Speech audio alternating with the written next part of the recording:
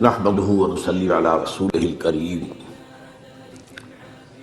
اما بعد فقد قال الله تبارک وتعالى كما ورد في سورة الفتح۔ رومنز کی حکومت کے تحت جو ہے ان کا ایک لوکل نظام تھا، مذہبی نظام بھی تھا۔ سین ہیڈرن ان کا ایک بہت بڑا ادارہ تھا جس میں ان کے بڑے بڑے ربائی بیٹھے ہوتے تھے، فیصلے کرتے تھے۔ لیکن یہ ہے کہ حضرت مسیح جب آئے علیہ السلام، ان کو انہوں نے رد کیا، نہ صرف رد کیا، انہیں ولد الزنا قرار دیا، انہیں جادوگر قرار دیا، ان کو کافر اور مرتد قرار دیا، واجب القتل قرار دیا۔ آخری سلوک جو کسی رسول سے کسی امت نے کیا ہو کبھی، میں نہیں سمجھتا کہ اس کے آس پاس کا کوئی معاملہ کسی رسول کے ساتھ ہوا۔ سین ہیڈرن جو تھا ان کا، انہوں نے فیصلہ کیا یہ واجب القتل ہے، لیکن ایگزیکیوٹ نہیں کر سکتے تھے، خود نہیں کر سکتے تھے۔ وہ جو پائلیٹس پونٹس بیٹھا ہوا تھا گورنر، وہ کر سکتا تھا۔ اس نے کہا کہ اسے سولی چڑھاؤ۔ اس نے کہا ہمارے علم میں تو اس کا کوئی جرم ہے نہیں، کیسے سولی چڑھاؤ؟ آخر رومن امپائر قانون کے اوپر چلنے والی تھی۔ کہ نہیں، یہ ہمارا معاملہ ہے، ہمارا حکم ہے، ہمارے سین ہیڈرن کا فتویٰ ہے، ہمارے بڑے بڑے جو مفتی بیٹھے ہوئے ان کا فتویٰ ہے۔ تو یہ الفاظ آتے ہیں انجیل کے اندر کہ اس نے تشلا منگایا پانی کا، اس میں ہاتھ دھوئے اور کہا I wash my hands of the blood of Jesus۔ دیکھو میں تو اپنے ہاتھ دھو رہا ہوں، اس یسوع مسیح کے خون کے گرانے میں میرا کوئی ہاتھ نہیں ہے۔ You will be responsible۔ ان کا ہاں ہم سب لیتے ہیں اپنے اوپر گناہ، اس کا لیتے ہیں، ہم لیتے ہیں، اگر کوئی گناہ ہے تو ہم پر ہے اور ہماری اولاد پر ہے۔ اتفاق سے اسی ہفتے جو آیا ہے نیوز ویک، اس میں ایک مضمون ہے، یہ جو قانون جو ان کا معاملہ تھا یہ ان کے ہاں طے شدہ رہا ہمیشہ، عیسائیوں کے ہاں، کہ یہودیوں نے قتل کیا ہمارے جو بھی وہ خدا کا بیٹا جسے کہتے ہیں، خدا ہی کہتے ہیں۔ لہذا یہودیوں کی سخت دشمنی تھی، سخت نفرت تھی، انہیں بری طریقے سے جو ہے وہ کچلتے تھے، قتل بھی کرتے تھے، قتل عام بھی کرتے تھے، یہ سب کچھ ہوتا رہا۔ لیکن 1965 میں جو مر گیا ہے پوپ، اس نے کہا کہ نہیں، ان یہودیوں پر وہ جو ہے مسیح کے خون کا کوئی ذمہ داری ان پر نہیں۔ تو اس کے خلاف کچھ ان کے جو ہے جو بشپس ہیں انہوں نے بغاوت کی، یہ غلط ہے، یہ کیسے تم نے بدل دیا معاملہ؟ یہ بائبل میں لکھا ہوا ہے، 1965 برس کے بعد تمہیں یاد آیا ہے۔ بہرحال وہ ایک بہت اچھی ایک بحث ہے جو اس میں آئی ہے، تو وہ میں نے کہا ہے کہ اس کو ہم شائع کریں گے ساتھ میں، تاکہ اس میں ندائے خلافت میں آپ کو اس کی معلومات حاصل ہو۔ بہرحال انہوں نے بس پڑھتے تو سولی پر چڑھا دیا۔ اللہ نے کیا کیا یہ چھوڑ دیجیے، کیا کیا اللہ نے؟ اٹھایا، زندہ اٹھایا۔ اس کی جگہ پر کون ہوا ہے؟ کروسیفکشن تو ہوئی ہے، کس کی ہوئی ہے؟ وہ سینٹ برنباس جو ہے حضرت مسیح کے حواریین میں سے ایک کی انجیل جو ہے، ایونجیلیم برنابے، سینٹ برنباس کی انجیل، اس کے اندر واقعہ لکھا ہوا ہے کہ اصل میں جس حواری نے غداری کر کے پکڑوایا تھا، گرفتار کروایا تھا حضرت مسیح کو، اس کی شکل حضرت مسیح کی بنا دی گئی اللہ تعالیٰ نے۔ اور جب وہ فوجی داخل ہوئے ہیں رومی گرفتار کرنے کے لیے، تو اس سے پہلے ہی اللہ کی طرف سے 4 فرشتے آئے ہیں، چھت پھٹی ہے اس کوٹری کی، اور وہ حضرت مسیح کو لے گئے۔ اب یہ گھبرایا ہوا باہر نکلا، تو بقیہ جو حواری تھے وہاں ان کے اے ہمارے استاد، اے ہمارے آقا، بس وہ رومنز نے سمجھا یہی ہے، اس کو پکڑا اور وہ ہے جو سولی چڑھا۔ یہ ہے ہمارے ہاں نہیں ہے، یہ نہ قرآن میں ہے، نہ حدیث کی کسی کتاب میں ہے، نہ میرے علم کی حد تک کسی تفسیر میں۔ یہ تو پچھلی صدی میں پوپ کی لائبریری سے برآمد ہوئی، اس لیے کہ آپ کو معلوم ہونا چاہیے کہ انجیلیں سینکڑوں تھی تعداد میں، 300 انجیلیں تھیں، ان میں سے 4 سلیکٹ کی انہوں نے کہ یہ ہمارے ہاں کینونیکل کہلائیں گی، قانونی مستند انجیلیں 4 ہیں، متی کی ہے، مارک کی ہے، لوک کی ہے، جان کی ہے، 4۔ تو گویا کہ 296 تو اپوکریفل کہلاتی ہے، غیر قانونی، غیر مستند انجیلیں موجود ہیں۔ ان میں سے ایک انجیل ہے برنباس کی۔ آپ وہ مانتے ہیں کہ ہاں برنباس حضرت مسیح کے حواریوں میں سے ایک تھے، یہ مانتے ہیں، لیکن انجیل کو نہیں مانتے۔ وہ کہہ رہے ہیں کسی مسلمان نے لکھی، مسلمان نے لکھی ہوتی تو مسلمانوں کے علم میں ہوتی، مفسرین نے کئی حوالے دیے ہوتے، قرآن مجید میں یہ تو ہے اللہ نے اٹھا لیا، کب اٹھایا، کس وقت اٹھایا، کیسے اٹھایا، یہ قرآن میں نہیں ہے۔ عقیدہ ہمارا ہے اللہ نے زندہ اٹھایا ہے، وہ دوبارہ آئیں گے، ان پر موت وارد نہیں ہوئی۔ بہرحال وہ تو معاملہ ختم ہوا، اس کو سولی دے دی گئی۔ اس کے بعد حضرت مسیح علیہ السلام کے رفع سماوی کے 40 برس بعد سن 70 عیسوی میں اب عذاب کا دوسرا کوڑا آیا زبردست۔ انہوں نے کچھ بغاوت کی تھی، ان کے ہاں ایک انڈر گراؤنڈ موومنٹ چل رہی تھی رومیوں کے خلاف، زیلوٹس کہلاتے تھے، زیلوٹس۔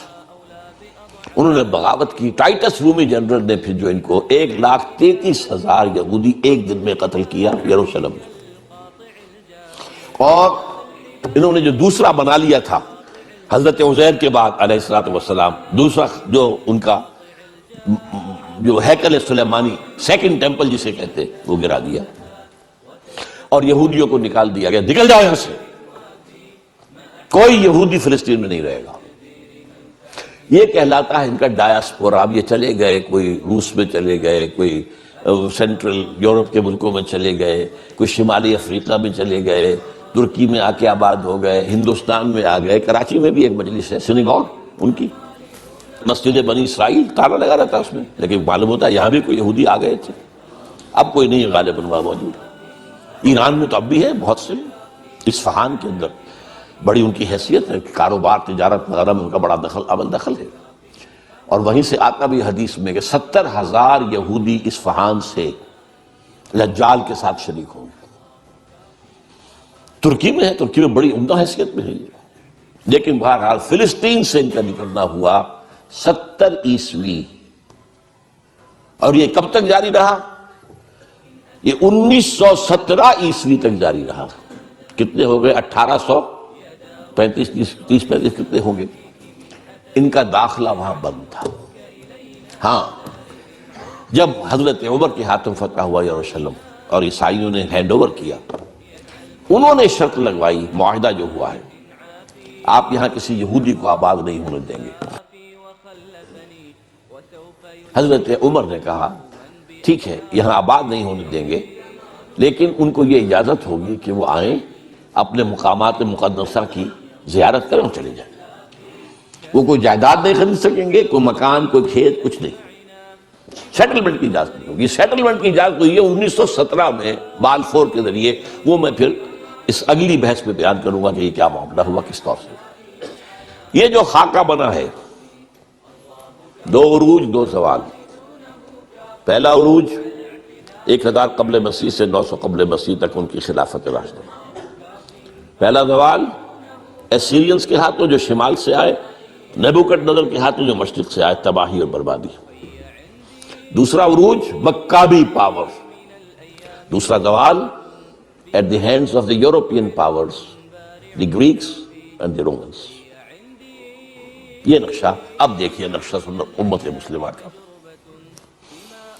امت مسلمہ کا پہلا عروج عربوں کی زیر قیادت، حضور عرب، خلافت خلفائے راشدین عرب، بنو امیہ عرب، بنو عباس عرب، یہ عربوں کے زیر اثر۔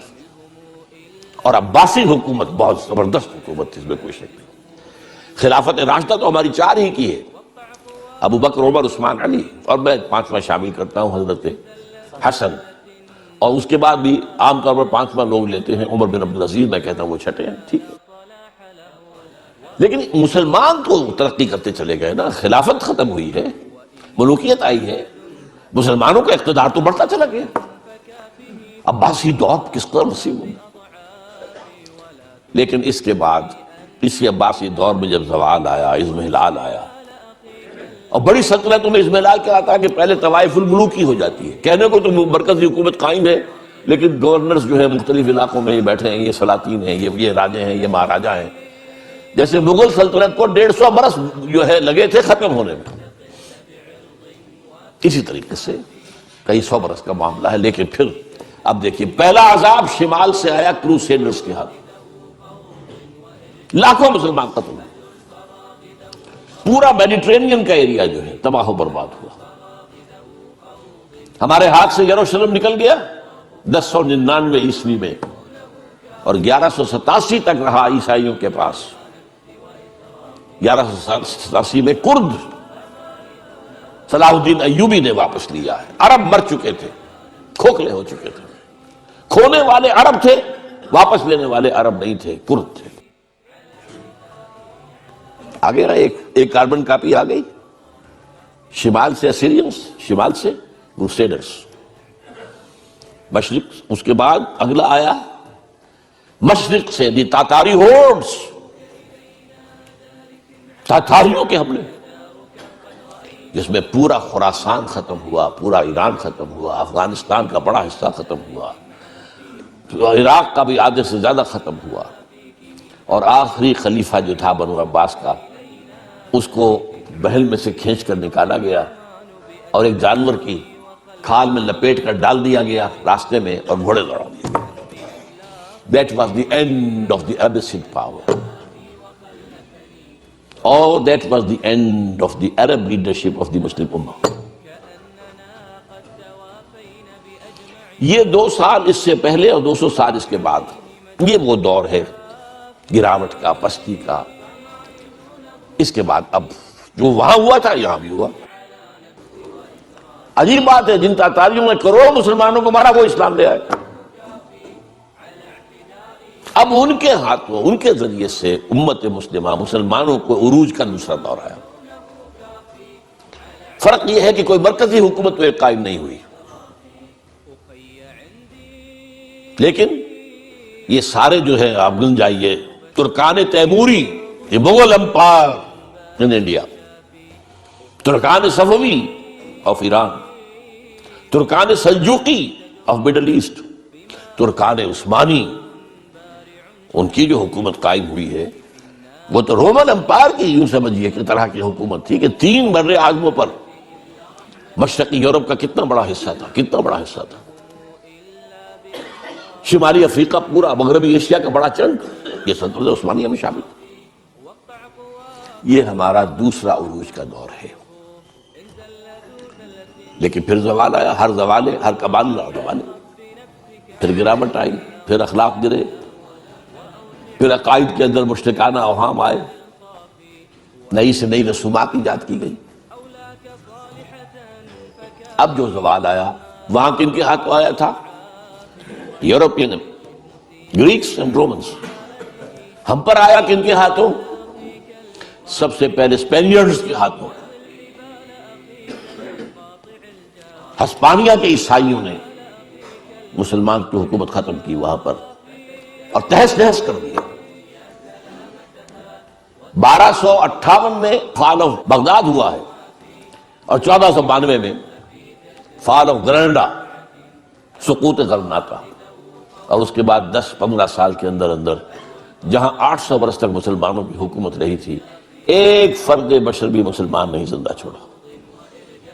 either massacred اور burnt alive، یا جہازوں میں بھر بھر کے لے جا کر اور شمالی افریقہ کے ساحلوں پر ڈمپ. اور پھر یہاں سے طاقت کا واسکو ڈی گاما نے راستہ تلاش کیا، اور واسکو ڈی گاما کے راستے سے round the Cape of Good Hope پھر یہ مغربی یورپ کی طاقتیں آئیں. انڈونیشیا ختم ہوا، ہندوستان کی حکومت ختم ہوئی. ہوتے ہوتے 20ویں صدی کے آغاز میں آ کر پہلی جنگ عظیم کے بعد سلطنت عثمانیہ ختم ہو گئی. کہاں تھی کچھ پتہ نہیں. The great Ottoman Empire just vanished from the map of the world. آج کوئی بتا نہیں سکے گا کہاں ہوتی تھی. یہ عجیب تھی پچھلی صدی جو تھی 20ویں صدی. اگر آپ لوگ وقت کے ساتھ کچھ اپنا ذہنی ربط رکھتے ہوں، 20ویں صدی کے اندر 2 یہ کام ہوئے ہیں.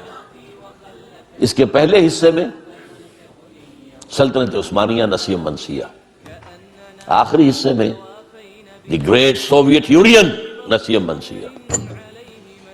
اب کوئی نہیں بتا سکتا سوویت یونین کہاں ہوتی تھی، نئے نقشوں میں کون بتا سکے گا. یہ 2 بڑے بڑے جو ہیں ختم ہوئے ہیں ایک صدی کے اندر. یہ ہے اصل میں لَيَأْتِيَنَّ عَلَىٰ أُمَّتِي مَا أَتَىٰ عَلَىٰ بَنِي إِسْرَائِيلَ حَسْبَ النَّعْلِ بِالنَّعْلِ. میری امت پر بھی وہ تمام حالات وارد ہو کر رہیں گے جو بنی اسرائیل پر ہوئے تھے، بالکل ایسے جیسے ایک جوڑے کی ایک جوتی دوسری جوتی سے مشابہ ہوتی ہے، کاربن کاپی۔ یہ ہے دو امتوں کا معاملہ۔ یہ تھوڑی سی جو گفتگو میری ہے اس کتاب میں نے اس کو ذرا، اب اگر آپ اس کو پڑھیں گے تو آپ کے ذہن نشین ہوتی جائے گی ہر چیز، وہ نقشہ آپ کے ذہن میں بن جائے گا۔ یہ 3000 برس کی تاریخ بنی اسرائیل کی، کیونکہ میں نے جو کہا تھا 3400 یا 3500 برس، وہ شروع کی ان کی قومی تاریخ بھی شامل کی تھی، ورنہ یہ کہ 2000 برس ان کے ہیں امت کی حیثیت سے حضور کی آمد تک 2000 سال، 1400 قبل مسیح سے 600 بعد مسیح۔ بہرحال حضور کے وقت تک یہ 4 انوار ان پر آ چکے تھے۔